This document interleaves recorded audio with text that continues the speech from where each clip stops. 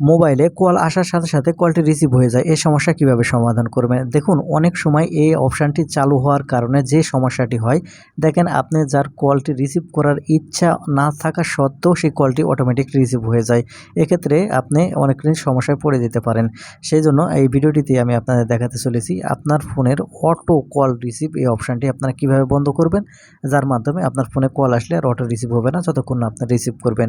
তাহলে চলুন সম্পূর্ণ ভিডিওটি মনোযোগ সহকারে দেখতে থাকুন। আপনার ফোনের অটো কল রিসিভ সমস্যা কিভাবে সমাধান করবেন।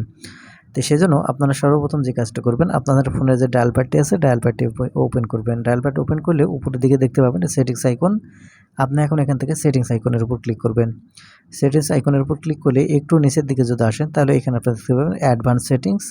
এখন এখান থেকে আপনি এই অ্যাডভান্স সেটিংসটা ওপেন করবেন। অ্যাডভান্স সেটিংস ওপেন করলে এখানে অনেকগুলো অপশান দেখতে পাবেন। দেখুন বিভিন্ন মোবাইল মডেলের মোবাইলে বিভিন্ন রকম আছে। আমি এখান থেকে আপনাদের দেখিয়ে দিচ্ছি। এখন দেখেন এখানে নিচের দিকে দেখতে পাবেন একটা অপশান অ্যান্সার কল ও গেস্টার নামের একটি অপশান আমি আপনাদের দেখিয়ে দিচ্ছি। এখানে দেখতে পাচ্ছেন অ্যান্সার কল উইথ গেস্টার, আপনারা এই অপশানটি ওপেন করবেন। এখন এখান থেকে আপনি যখন অ্যান্সার কল উইথ গেস্টার এই অপশানটি ওপেন করবেন তখন আপনাকে এরকমই ইন্টারফেসে নিয়ে আসবে। দেখেন এখানে ডান পাশে লক্ষ্য করলে এখানে দেখতে হবে অ্যান্সার কল উইথ গেস্টার, এর ডান পাশে একটা অ্যানেবল বাটন আছে। এটা যদি অন থাকে তাহলে কোনোরকমভাবে এটা যদি অন হয়ে যায় তাহলে যে কাজটি হবে আপনার ফিঙ্গার শুধু সামনের দিকে ওঠার সাথে সাথে কিন্তু আপনার কল রিসিভ হয়ে যাবে। সেজন্য অবশ্যই দেখতে পাবেন এখান থেকে অফ করে রাখবেন, তাহলে কিন্তু ওই সমস্যা হবে না।